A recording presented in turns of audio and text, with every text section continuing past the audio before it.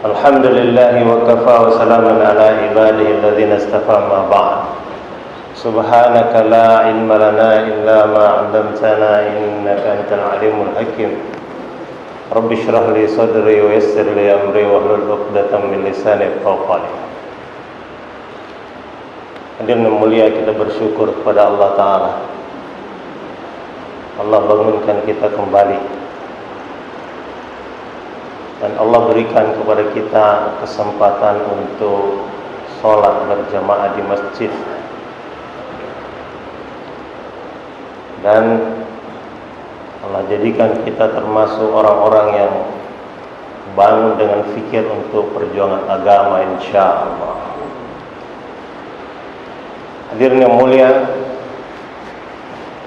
Hadraji Maulana Sa'ad Damat Barakatuh sampaikan bahwa tidak ada satu golongan manusia,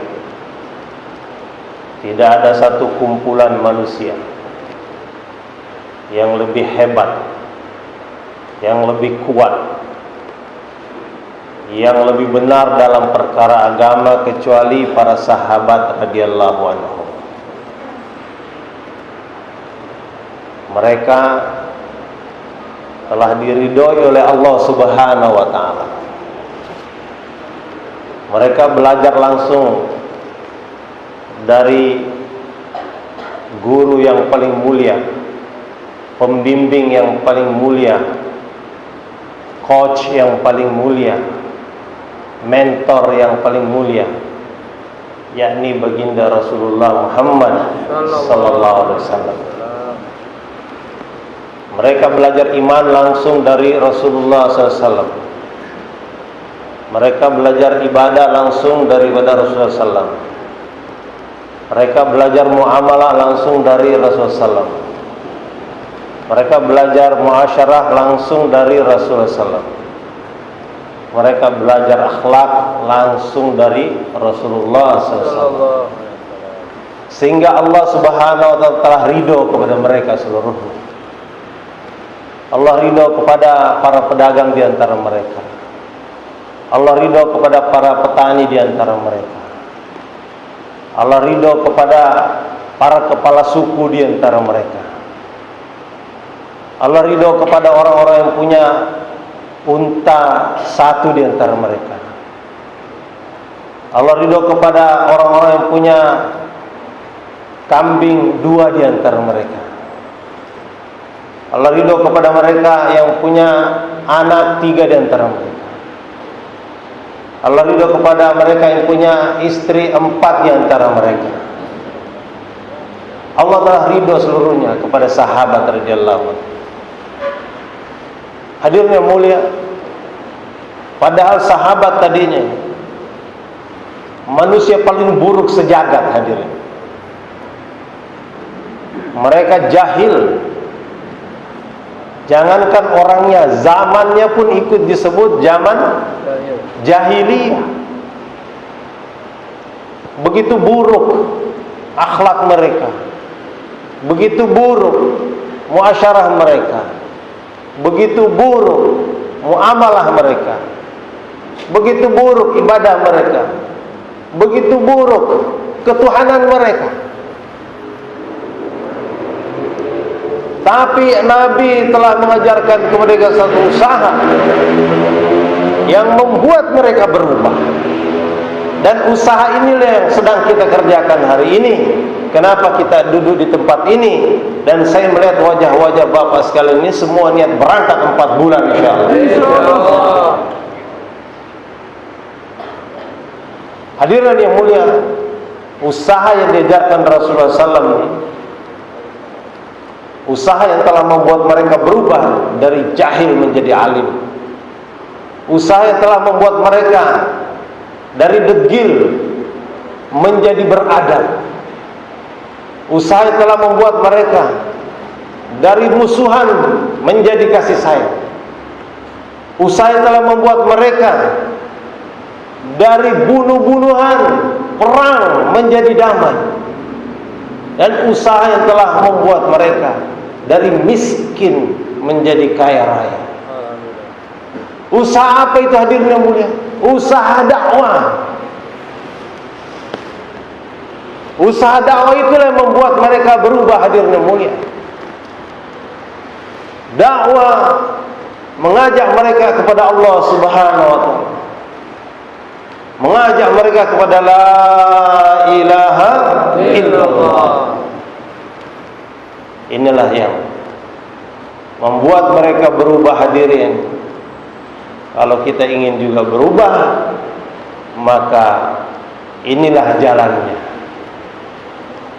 Bapak-bapak telah berada di jalan yang tepat, jalan yang pas, on the right track. Hadirin, bagaimana iman mereka? Dulu mereka menyembah berhala, 360 patung, 360 berhala menjadi sesembahan-sembahan mereka. Nyata patungnya, kelihatan bentuknya. Kemudian datang Nabi SAW menawarkan, sembahlah la ilaha illallah. Datang Nabi menawarkan menyembah hanya kepada Allah Subhanahu wa taala. Mereka tidak setuju. Mereka berpikir, kita punya Tuhan 360 saja masalah masih banyak. Bagaimana disuruh menyembah Tuhan yang satu saja? Tapi hadirnya mulia, Nabi terus usaha. Ketika Nabi buat usaha, mereka membuli Nabi. Mereka mengatakan Nabi ini pendusta. Walaupun tadinya ada sejarah, ada histori yang dulu mereka katakan Nabi sebagai Al-Amin, orang yang paling jujur. Tapi ketika Nabi mulai dakwah, maka perkataan Al-Amin dirubah menjadi perkataan Al-Kazzab. Perkataan orang jujur dirubah menjadi pendusta. Inilah tantangan dai, hadirin yang mulia. Bapak-bapak mungkin di kampung, di Papua, di Ternate, Kalimantan, di Sumatera, di Sulawesi, di Jawa, di NTB, ketika mulai usaha dakwah, kemudian orang-orang mengatakan ini bohong gitu. Maka you are on the right track. Bapak ini sudah berada di jalan yang benar, jalannya Rasulullah SAW. Mereka mengatakan Rasulullah sebagai orang gila. Jadi kalau ada orang mengatakan Bapak ini orang gila, Bapak sudah berada di jalan yang benar. Kalau mereka mengatakan Bapak orang waras, berarti Bapak salah jalan. Bagaimana tidak dikatakan gila? Padi baru ditanam, datang usuli dari markas, suruh berangkat 4 bulan. Gila betul. Toko baru dibuka, datang orang jauhlah, suruh ke masjid, baru dibuka tokonya sudah suruh tinggalkan. Gila. Allah. Kalau orang sudah mengatakan Bapak ini orang gila, Bapak sudah berada di jalan yang benar. Ya Allah. Mereka mengatakan kepada Nabi ini tukang sihir. Orang-orang mengatakan Nabi ini tukang sihir. Sampai ada orang dari Yaman mendengar, saya dengar di kota ini ada tukang sihir. Saya ini tukang ngobati orang yang kena sihir. Namanya Diman Al-Yamani. Maka dia pun mendekati, datang kepada Rasulullah SAW. Dia memperhatikan dari atas ke bawah. Memang rada-rada aneh penampilannya. Ada udeng-udeng di kepalanya. Pakaiannya jubah panjang. Dia melihat atas bawah. Kemudian dia menyapa,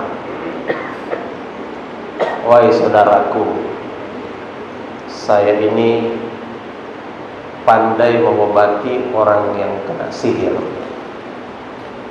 Tenang, saya akan obati kamu." Nabi tidak menjawab. Nabi SAW memuji Allah Subhanahu wa ta'ala. Nahmaduhu wa nasta'inuhu wa nastaghfiruhu wa nu'minu bihi wa natawakkalu alayhi wa na'udzu billahi min shururi anfusina wa min sayyiati a'malina. Man yahdihillahu fala mudilla lahu wa man yudlilhu fala hadiya lahu. Asyhadu an la ilaha illallah wahdahu la syarika lahu wa asyhadu anna sayyidana nabiyyana Muhammadan abduhu wa rasuluh. Ini heran Dimas. Ini bukan kalimat-kalimat sihir ini yang dia baca. Saya ini menghafal semua kalimat-kalimat mantra-mantra, kalimat syair-syair, kalimat pantun-pantun. Tapi yang dia baca ini lain daripada yang lain. Ini bukan tukang sihir ini. Maka Dimas pun mengucap syahadat, asyhadu an la ilaha illallah wa asyhadu annaka Muhammadan abduhu wa rasuluh. Masuk Islam. Kalau ada orang mengatain bapak ini tukang sihir, baca tadi puji-pujian kepada Allah Subhanahu wa taala. Nahmaduhu wa nasta'inuhu wa nastaghfiruh. Insyaallah orang itu akan tobat mengatakan bapak ini tukang sihir. Atau paling tidak mungkin bapak dituduh kena sihir. Kena sihir sama Pak Jenggot. Kenapa dia tiba-tiba menghilang dari kampung? Wah, kemarin tuh dia duduk makan satu nampan dengan jenggot-jenggot itu. Dia makan satu nampan dengan dia. Wah, hilang dia 4 bulan. Enggak, dia cuma duduk sebentar dicolek minyak wangi. Bahaya itu minyak wangi Pak Jenggot itu. Bisa membuat orang hilang dari kampung 40 hari.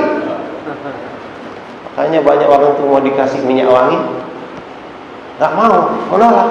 Jangan. Takut hilang 40 hari. Hadirin yang mulia, kalau orang mengatakan bapak ini tukang sihir atau kena sihir, maka you are on the right track. Bapak sudah berada di jalan yang benar. Dikatain tukang bohong tidak mempan. Dikatain orang gila tidak mempan. Dikatain tukang sihir atau kena sihir tidak mempan. Akhirnya Nabi diboikot. Ini akan menimpa para dai juga.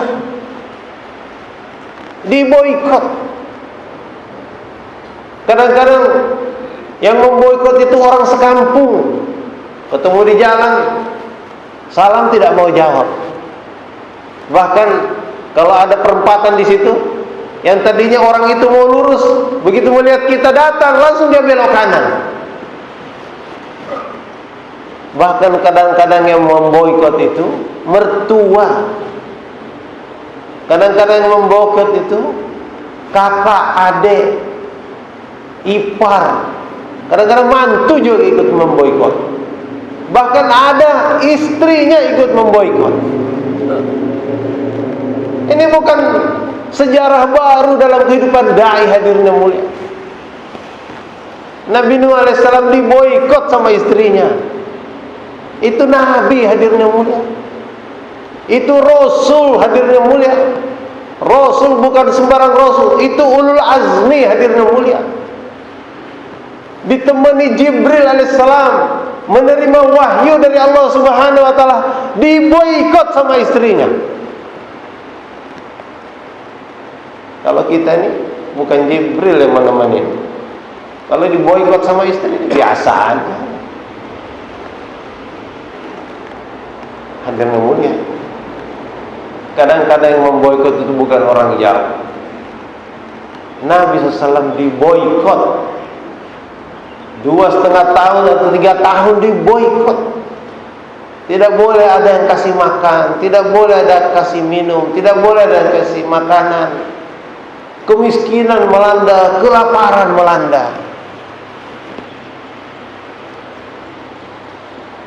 Kalau bapak berada di jalur boikot, seperti jalan menuju Gaza, Palestina ini sekarang diboikot, berarti you are on the right track. Bapak berada di jalan yang benar. Tapi kalau sebaliknya bapak ini dimuliakan, dijemput, dialu-alukan, dipasangin spanduk, diucapkan selamat datang, dikalungin bunga, dipukulin marawis, hati-hati. Ini bukan jalannya Rasulullah SAW. Sudah diboikot tidak mempan juga, akhirnya diancam, diteror. Awas, kalau kamu keluar 4 bulan, maka saya akan pecat kamu dari perusahaan. Saya akan mutasi kamu dari kedudukanmu. Saya akan turunkan pangkatmu. Ini ancam. Hadirin yang mulia, kalau saudara-saudara ini diancam, menerima ancaman dari atasan, menerima ancaman dari pelanggan, saya tidak akan belanja lagi sama kamu, saya akan batalkan proyek yang saya sudah berikan kepada kamu, maka saudara sudah berada di jalan yang benar. You are on the right track. Jalannya Rasulullah sallallahu alaihi wasallam. Diteror, diancam. Hadirin yang mulia, Nabi terus berusaha, tidak berhenti. Akhirnya datang tantangan berikutnya, disakiti betul, diperangi betul. Nabi ini sampai copot giginya, hadirin yang mulia, berdarah-darah Rasulullah SAW.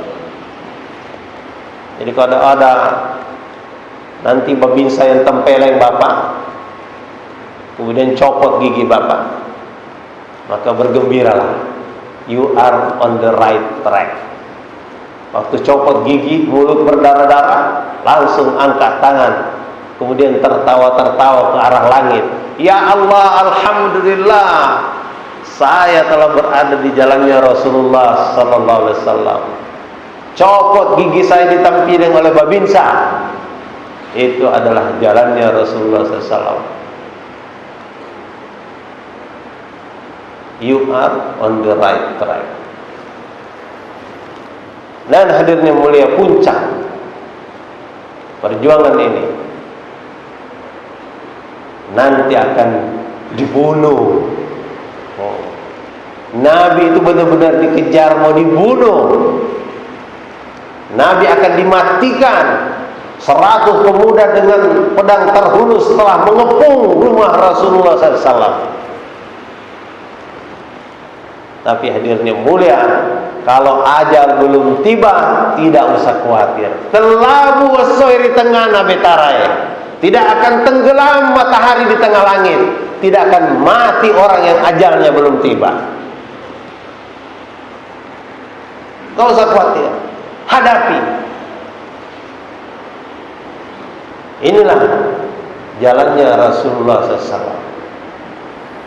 Tapi hadirnya mulia Haji Yunus ini, Amir Tangsel, Amir DKI, disampaikan kepada saya, ada satu lagi. Apa itu? Ada satu lagi.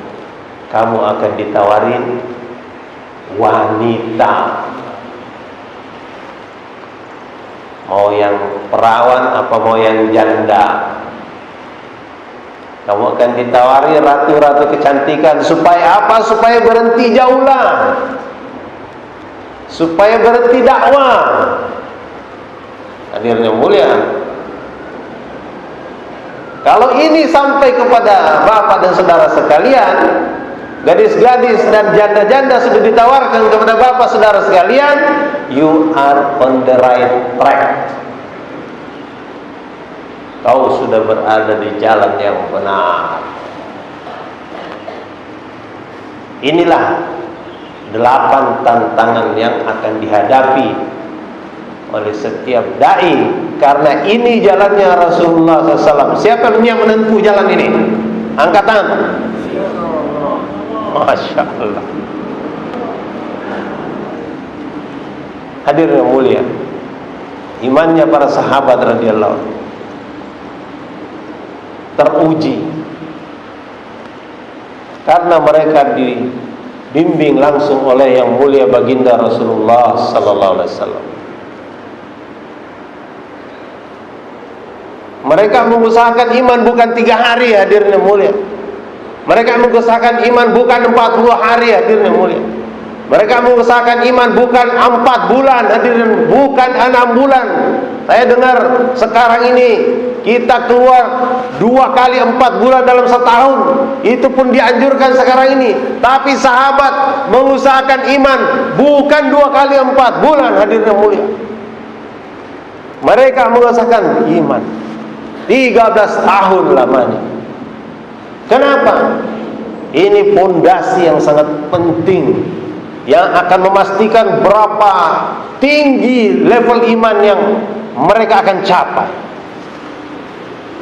Padahal iman itu sesuatu yang tidak nampak, tetapi menentukan kemampuan untuk amalkan perintah-perintah Allah Subhanahu wa taala. Hadirin yang mulia, di Jakarta ini ada satu gedung, tingginya 329 meter. Namanya Artograph Building. Baru diresmikan tahun lalu. Alamatnya Jalan Tamrin. Kalau ada yang belum pernah naik ke gedung itu, boleh nanti sama-sama kita naik ke sana. Jalan Tamrin, Jakarta. Tingginya 329 meter. Berapa dalam pondasinya? Pondasi yang tidak nampak. Pondasinya 80 meter, hadirin. Berapa lama dibangun pondasi itu? Bukan 3 hari, bukan 40 hari, bukan 4 bulan. Pondasi digali dan dibentuk di dalam tanah itu selama 2 tahun. Selama 2 tahun untuk menopang bangunan setinggi 329 meter. Tidak nampak. Hadirin yang mulia, kita mau keluar 4 bulan rasanya lama benar. Tetapi kita berdoa ingin surga yang paling tinggi, Jannatul Firdaus. Ingin bidadari yang paling cantik, bermata jeli. Jumlahnya bukan 1 bidadarinya, bukan 2, pinginnya 2,5 juta bidadari. Hai. Hadirin yang mulia, 4 bulan pun tidak cukup. Kami jumpa satu ulama di Mombasa. Mombasa itu satu kota di tepi pantai di Kenya, Afrika Timur. Beliau katakan, kalau kamu ini mengucapkan syukur kepada Allah Subhanahu wa taala, atas dijadikannya kamu dai, dipilihnya kamu menjadi seorang dai. Maka walaupun kamu mengucapkan hamdalah sejak kamu lahir sampai kamu mati, bahkan kamu wariskan ucapan itu kepada seluruh anak turunanmu sampai hari kiamat, mengucapkan pujian terima kasih kepada Allah Subhanahu wa taala atas dipilihnya kamu menjadi dai. Bahkan kamu wakilkan ucapan hamdalah kamu itu kepada setiap gelombang air yang menghempas tepi pantai seluruh dunia. Bahkan kamu wakilkan ucapan hamdalah kamu itu kepada setiap gerakan daun yang bergerak, yang meliuk-liuk, ditiup angin di seluruh dunia, dari sejak hari ini sampai hari kiamat. Itu pun belum mencukupi ucapan terima kasih kamu kepada Allah Subhanahu wa taala atas dipilihnya kamu menjadi dai. Siapa niat menjadi dai hadirin? Nikmat yang besar. Kita dipilih menjadi dai hadirin yang mulia. Tapi karena kita tidak tahu, kita tidak faham kemuliaan menjadi dai, jadi kita main-main hadirin yang mulia. Saya dengar satu muzakarah, keuntungan menjadi pedagang semua orang tahu, keuntungan menjadi petani semua orang tahu, keuntungan menjadi pejabat semua orang tahu, tapi keuntungan menjadi dai banyak yang tidak tahu. Padahal keuntungan pertama menjadi dai, ma'iyatullah, Allah akan bersama, Allah akan menyertainya, Allah akan bersamanya, Allah akan menyertainya. Hari ini kita bangga kalau ada ATM bersama kita, kita bangga kalau ada Android bersama kita, kita bangga kalau ada M-Banking bersama kita. Hadirin mulia, seorang dai Allah akan bersama dia. ATM kalau listrik mati nggak berfungsi hadirin mulia. Tapi mau ada listrik, mau tidak ada listrik, mau terang, mau gelap, Allah tetap akan menolong seorang dai. Apa yang diperlukan seorang dai, tinggal angkat tangan, nanti Allah akan turun tangan. Hadirin mulia, doanya seorang dai makbul. Apa yang diminta Allah akan kasih. Bahkan ada dai yang lama dulu minta supaya kaumnya ditenggelamkan benar-benar hadirin mulia. Habis penduduk bumi kecuali hanya 82-83 orang. Nabi Nuh berdoa kepada Allah, ya Allah, ini kaumku kurang ajar banget, saya dilempari batu lah. Udah, habisin aja ya Allah. Saya sudah jauh dakwah laila wa nahar, tapi mereka ini tidak mau mengindahkan ajakan. Habisin aja ya Allah. Dihabisin sama Allah Subhanahu wa taala. Yang tinggal hanya orang-orang beriman. Pada saat itulah 100% penduduk bumi ini semuanya beriman kepada Allah Subhanahu wa taala. Dan kita ini hadirin yang mulia adalah turunan-turunan yang ada di atas kapal itu, kakek moyang kita. Itu sebabnya orang Indonesia suka mengatakan nenek moyangku adalah pelaut. Kita ini bersaudara. Nenek moyang kita dulu sama-sama di atas kapal Nabi Nuh.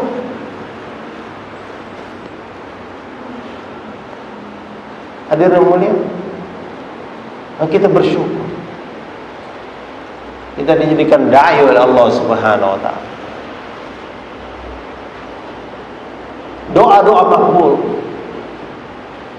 Takbir dai ditakuti oleh setan hadirin. Beda dengan takbir abid. Takbir da'i yang paling sempurna itu ketika azan. Allahu Akbar, Allahu Akbar. Itu setan kabur. Nabi katakan setan kabur sejauh 36 mil sampai ke Rauha. 36 mil kira-kira 50 km jauhnya. Dari Kebonjeruk sampai Bogor. Setan itu kabur. Kalau takbir muazzin, takbir muazzin itu takbir da'i. Sesudah azan itu doanya Allahumma rabb hadhihi da'wati tammah, dakwah yang sempurna. Itu azan. Tapi takbir abid, takbir orang sholat sama-sama Allahu Akbar. Tapi setan datang. Setan datang. Apa? Kata Maulana Syamim mengutip hadis, setan datang itu mengatakan uzkur kaza, uzkur kaza, uzkur kaza, ingat ini, ingat itu, ingat ini, ingat itu. Semua yang dilupa ketika di luar sholat tiba-tiba ingat dalam sholat. Banyak orang kehilangan kunci di luar sholat. Begitu sholat ingat dia kuncinya di mana. Hadirin yang mulia, takbir da'i ditakuti oleh syaitan.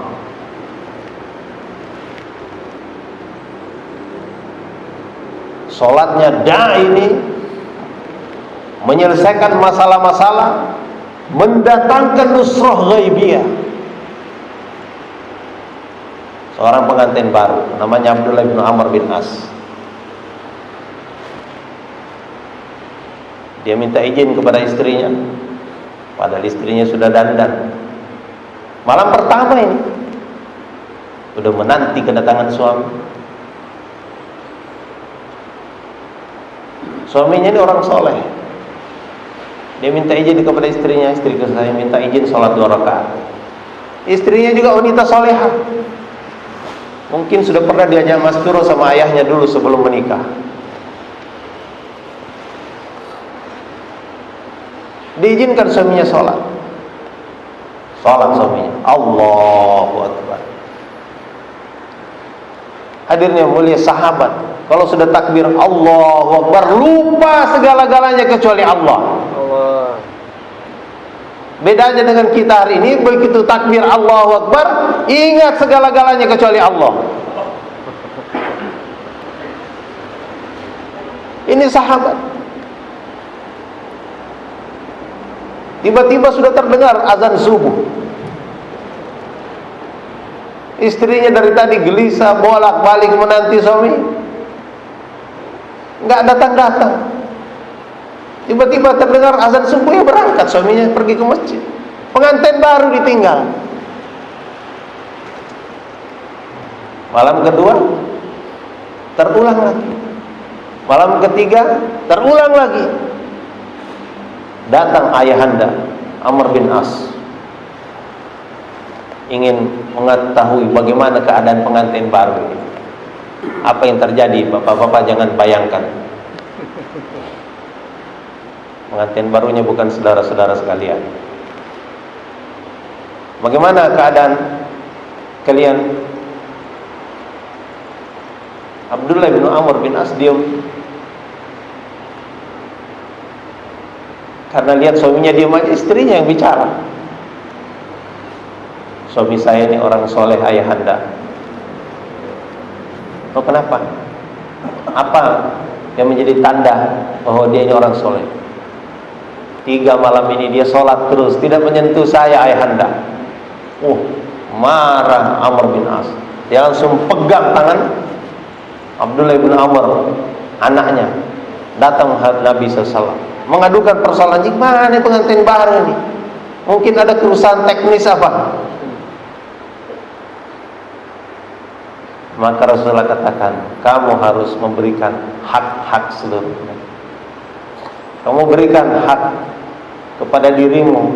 Hak mata ada, hak telinga ada, hak lisan ada, hak perut ada, hak tangan, kaki, semua ada haknya. Begitu juga keluargamu, semuanya ada haknya. Berikan hak-haknya kepada dia. Hadirin yang mulia, begitulah sholat. Sholat yang ada dalam kehidupan sahabat yang dapat menyelesaikan masalah-masalah. Dan sholat dalam kehidupan sahabat ini dapat membuka khazanah Allah Subhanahu wa taala. Kita ini kurang pandai menggunakan sholat sebagai alat untuk menyelesaikan masalah-masalah kita. Sedangkan Nabi dan sahabat dahulu menggunakan sholat sebagai alat, sebagai teknologi super canggih untuk menyelesaikan masalah-masalah mereka.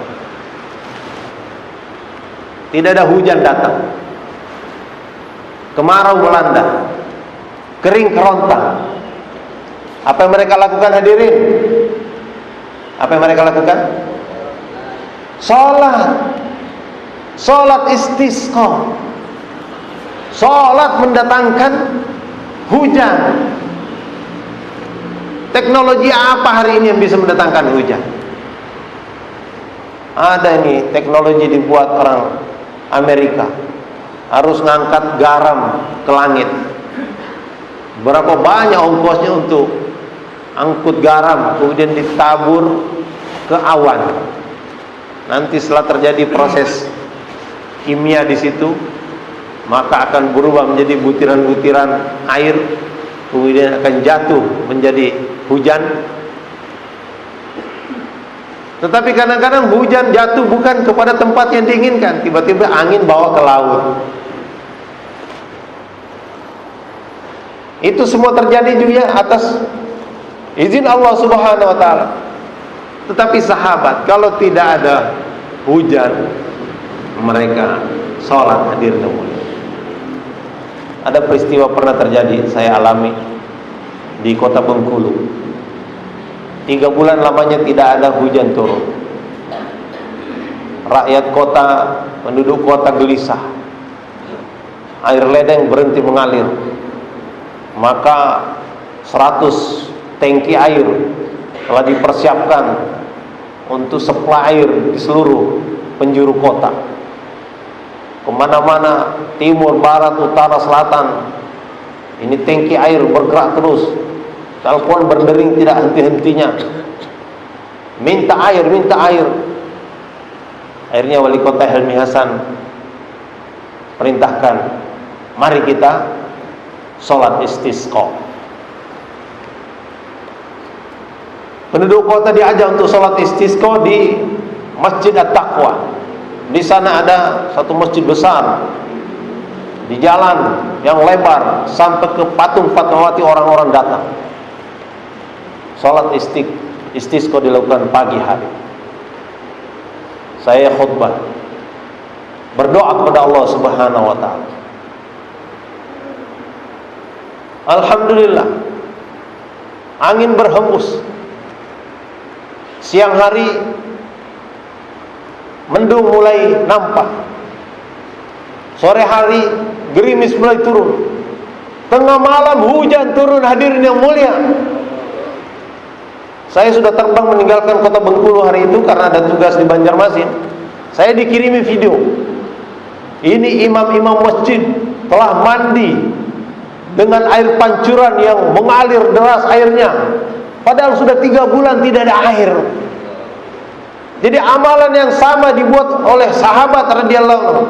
Kalau kita buat amalan yang sama pada hari ini, hadirin mulia, maka pertolongan Allah yang sama akan datang kepada kita. Itulah dai, hadirin yang mulia. Takbirnya ditakuti oleh setan. Salatnya mendatangkan nusrah ghaibiyah. Hadirin yang mulia. Tapi hari ini kita kurang percaya, kita kurang yakin. Itu sebabnya kita keluar lagi dan lagi, supaya datang keyakinan dalam diri kita akan pertolongan Allah Subhanahu wa taala. Saya dengar syuro Sri Lanka. Dia katakan, kenapa orang yang keluar 4 bulan keluar lagi 4 bulan? Hadirin yang mulia, mereka itu mau keluar 4 bulan, kemudian keluar 4 bulan lagi, karena pertolongan Allah itu nyata mereka rasakan. Pertolongan Allah itu nyata, mereka alami. Orang-orang yang tidak mengalaminya, orang-orang yang tidak merasakannya, karena dia tidak keluarnya Allah Subhanahu wa ta'ala, mereka menjadi penonton. Yang merasakan nikmatnya berada dalam api itu adalah Ibrahim alaihissalam. Kenapa? Karena dia mengalami berada dalam api. Para penonton tidak mengalaminya, dia tidak merasakan. Nikmat Allah yang dirasakan Bilal radhiyallahu anhu ketika ditindih batu, itu hanya Bilal radhiyallahu anhu yang merasakan. Orang-orang di luar sana tidak merasakan. Ketika ditanya kapan engkau merasa paling nikmat dalam hidup, ketika aku ditindih batu. Kata Ibrahim alaihissalam, ketika aku dibakar api. Dia mengalaminya. Orang-orang yang keluar 4 bulan ini, dia yang mengalami pertolongan Allah Subhanahu wa ta'ala. Dia yang merasakan nusroh gaibiyah. Jadi ini tidak bisa diceritakan. Maka semua niat keluar 4 bulan insyaallah. Ini hadirin pula. Kalau seorang dai wafat, maka seluruh penduduk langit, penduduk bumi akan berduka cita hadirnya pun. Kenapa? Karena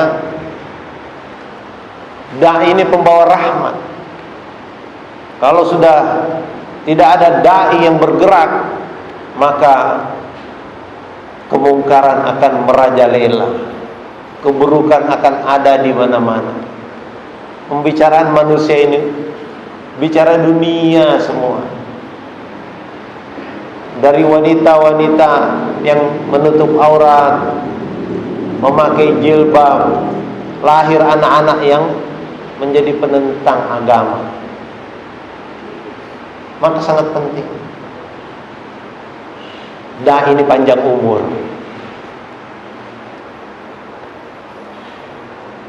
Hadirin yang mulia, ini keuntungan menjadi dai. Buku catatan amalnya itu akan terbuka terus sampai hari kiamat. Orangnya sudah tidak ada, tetapi pahalanya mengalir terus. Kenapa dikatakan Sayyidina Abu Bakar radhiyallahu anhu adalah orang yang paling berat timbangan amalnya? Karena dia ini orang yang pertama kali dakwah sesudah Rasulullah SAW. Hari pertama Abu Bakar radhiyallahu dakwah, 4 orang masuk Islam, belum hafal Al-Fatihah, belum sholat, sudah dakwah, hadirin yang mulia. Jadi jangan tertipu dengan orang-orang yang mengatakan kalau mau dakwah itu harus khatam Quran, harus hafiz Quran, harus hafal ini, hafal itu, dalil ini, dalil. Tipu, hadirin yang mulia. Sayyidina Abu Bakar enggak hafal Al-Fatihah, sudah dakwah, 4 orang sudah masuk Islam. Hari kedua 5 orang masuk Islam. 2 hari dakwah 9 orang masuk Islam, hadirin.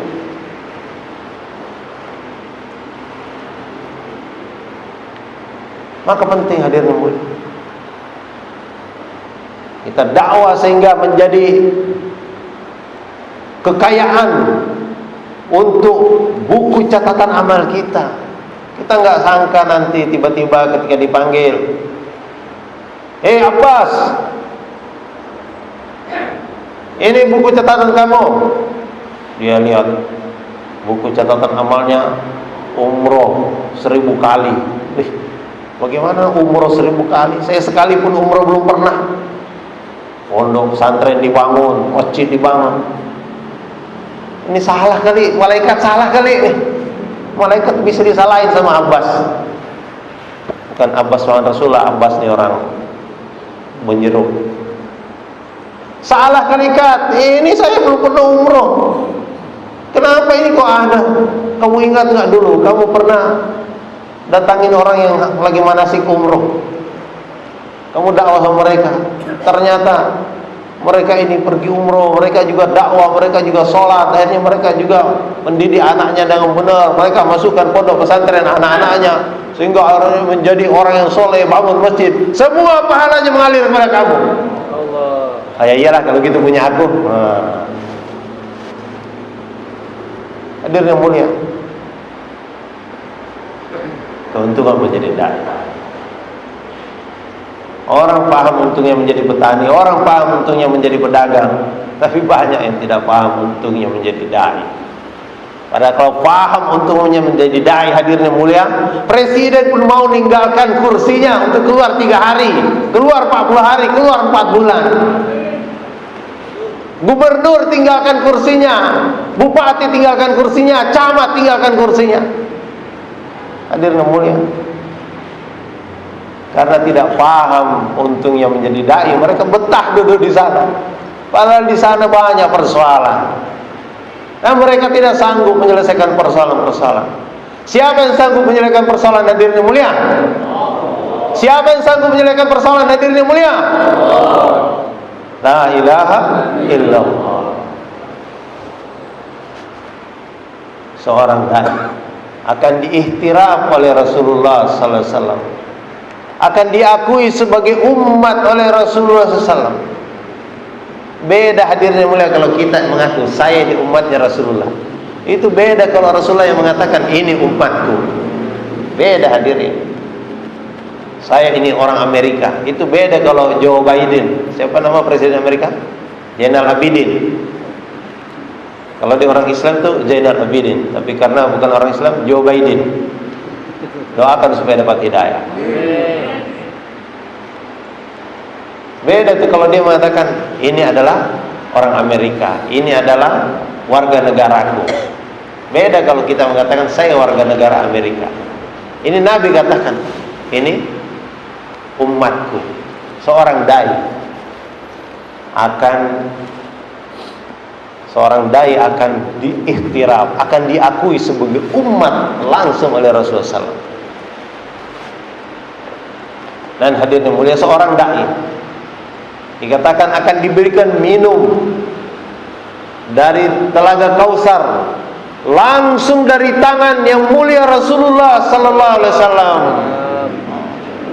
Orang yang tadinya dikatain orang pembohong, orang gila, orang kena sihir, orang itu diboikot, dibully, disakiti, diancam dibunuh, orang ini diberi minum langsung dari tangan Rasulullah sallallahu alaihi wasallam.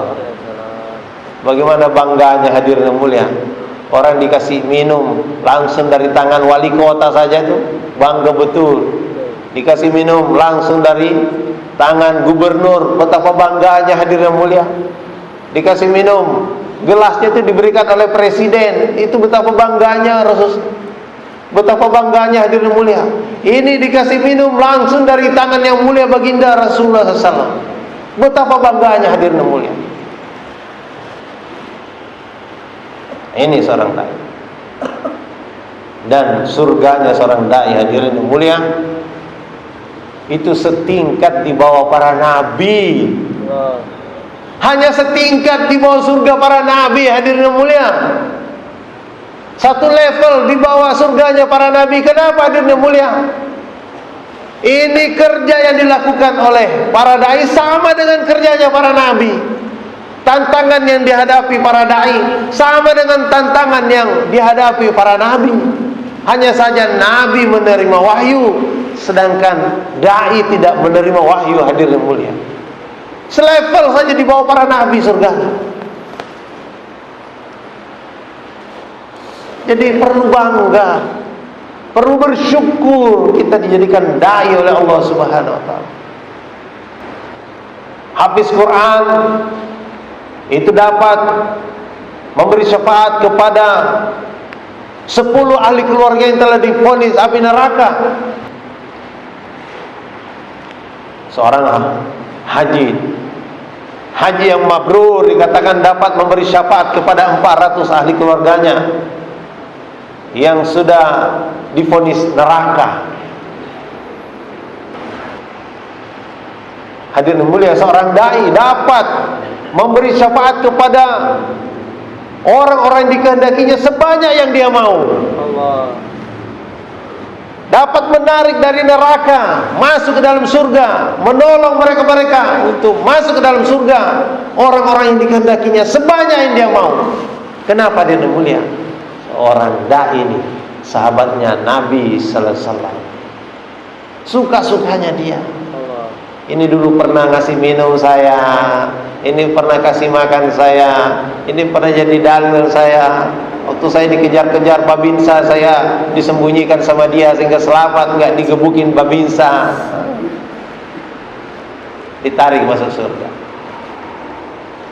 Dan hadirnya mulai, ini paling penting. Dengarkan baik-baik. Seorang dai akan diperebutkan bidadari, hadirnya mulia. Inilah yang menjadi keuntungan menjadi dai. Tapi karena hari ini orang tidak paham, maka mereka bersantai-santai menjadi dai. Setiap hari ini Amir Sab ditanya, siapa yang sudah 25 majelis hari ini? Siapa yang sudah 100 majelis hari ini? Jarang yang angkat tangan. Kenapa? Dari mulai kita nih belum yakin betul dengan janji Allah Subhanahu wa taala. Satu kali orang ucap la ilaha illallah, maka dosa-dosanya berguguran. Satu kali ucap la ilaha illallah, hatinya bercahaya. Satu kali ucap la ilaha illallah, timbangan pahalanya lebih berat daripada langit dan bumi. Siapa ucap la ilaha illallah di akhir hayatnya, dijamin masuk surga. Maka dia mulia. Di hadapan kita ini ada bentangan Takaza. Sebentar lagi Jor Kudama akan bermula. Tanggal 30 akan mulai di Medan, kemudian bergerak ke Lampung, dan seterusnya sampai di Cikampek tanggal 14, 15, 16. Kenapa Jor Kudama ini kita buat? Kita ingin berkumpul, bertemu, berjamaah, sama-sama berdoa kepada Allah Subhanahu wa taala. Ya Allah, kami ini jumlahnya begini banyak ya Allah, lebih banyak daripada sahabat radhiyallahu anhum ya Allah, tetapi kami ini tidak dapat berbuat apa-apa tanpa pertolongan Engkau ya Allah. Masih banyak orang yang lalai dari sholat ya Allah. Masih banyak orang yang lalai dari mengingat Engkau ya Allah. Bahkan masih banyak orang yang berani menentang perintah Engkau ya Allah. Masih banyak orang yang berani maksiat kepada Engkau ya Allah. Pada setiap saat umur mereka berkurang ya Allah. Setiap saat umur mereka bertambah ya Allah. Mereka ini paham dunia ini bukan tempat tinggal, tapi tempat meninggal. Mereka paham bahwa sekarang ini berjalan di muka bumi, tapi sebentar lagi akan dipendam di bawah permukaan bumi. Tapi kami tidak sanggup mengajaknya ya Allah. Hanya Engkau yang dapat menolong kami, mengajak mereka taat kepada Engkau ya Allah. Tolonglah kami Allah, berikan kekuatan kepada kami Allah untuk mendatangi seluruh manusia yang berada di kampung-kampung, yang berada di RT-RT, berada di RW-RW, berada di kelurahan, berada di kecamatan, berada di kabupaten, berada di provinsi, berada di negara demi negara, berada di benua demi benua. Bahkan Haji Abdul Wahab katakan, kalau ada manusia di bulan, siap berangkat ke bulan untuk menyampaikan kalimat la ilaha illallah. Semua bersedia hadirin? Masya Allah. Hadirin silakan. Kita ingin agar istimewa ini kita bukan menjadi penonton, kita semua menjadi pelaku. Sebaiknya berangkat sebelum istimewa berlangsung sehingga menjadi ruhaniyat istimewa. Berangkat ketika istimewa berlangsung, itu menjadi jasadnya istimewa. Perlu ruhaniyat dan jasmaniyat, tapi hadir mulia kalau berangkat kes hari ini, itu akan menjadi ruhaniyat daripada istimewa. Silakan hadirin mulia, inilah seorang dai. Bismillah, seorang dai semuanya berangkat. Bang, bismillah. Kom bismillah. Catat nama.